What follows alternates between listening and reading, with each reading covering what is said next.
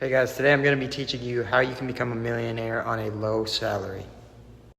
So a recent study done by Ramsey Solutions found many millionaires and asked them what their incomes were. And it was actually found that only 31% of millionaires today in this study had earned over 100K. Now, of course, this could be different for billionaires and people in the very high millions, but more of on the millionaire, just base millionaire level, or maybe even up to like 10 million, only 31% of those people earned over 100K. Another study done by Ramsey Solutions found that 79% of those millionaires didn't earn any inheritance at all from their parents, family, or just anything at all.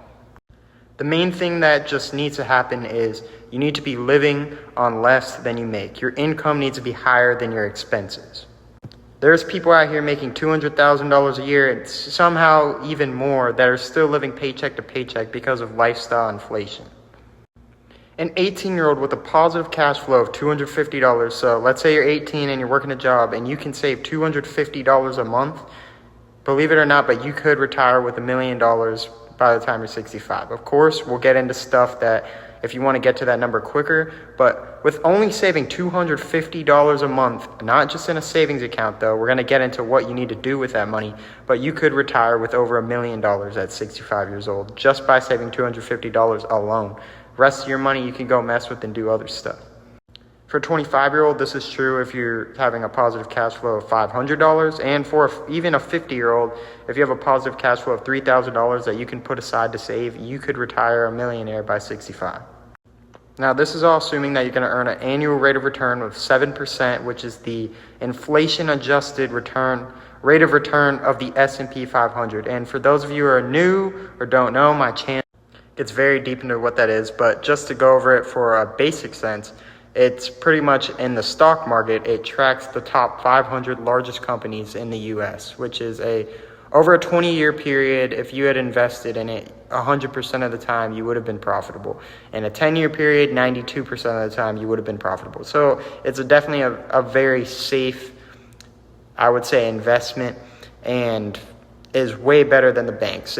Banks are giving you 0.01% or whatever. It's something that you're never going to make money on. You need to invest your money. Now, the second thing that I think is extremely important is you have to get out of high interest debt. If you have high interest debt, you need to make that your number one goal to get out of right now. These debt numbers go crazy. It's like 27% is around the average I've seen of some of the high interest debt out right now, and it's just insane. Now, my next thing is going to be how you should split your money. Now, I'm 18 and I chose to stay home for college because I wanted to keep investing as much as I can.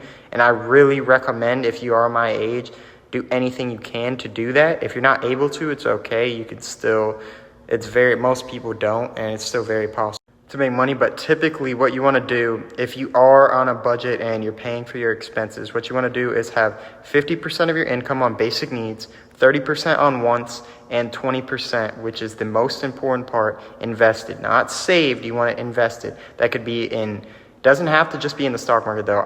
My personal thing that I recommend with my kind of little brand thing, S&P 500, because that's just always what I've just kind of been on since I got into this.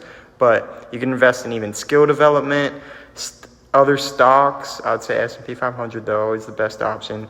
Real estate, whatever, depending on how much you're working with, obviously. Like some of those options might not be available for you, but I'm going to get more into skill development though, because I need to go deeper on that. That actually is a very good investment. The thing with skill development is you can build a side hustle. And with the side hustle, there's really no cap to how much you can make. All these kids online that are making a ton of money, they're all doing it online with some sort of, like, I guess you could say I'm not going to say side hustle because some of them are doing it full time now, but it could be seen as a side hustle, and then just you start making so much money from it that it kind of just becomes your main thing. I would definitely recommend just putting some money into learning a skill, and that is a money-making skill, and trying to learn how to market that and just get it online. And like, for example, I teach people how to invest.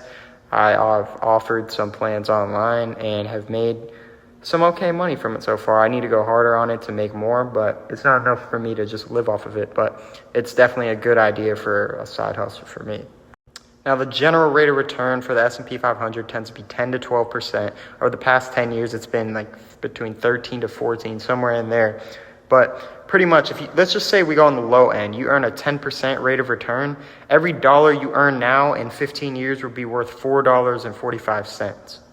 If you can really scale a side hustle and just take all that money and get it invested, even to such a basic investment, it literally is like a money printer in the future. Like, I just don't know if you guys are understanding how much of a great opportunity this is for you right now to start. And my last tip for this video is just going to be max your Roth IRA. It is tax-free when you retire. I don't think you guys know how good that is, but that is going to make you so much money in the future. All you got to do is max it out like $6,000 a year, and you'll have millions if you're around my age or in your 20s by the time you retire.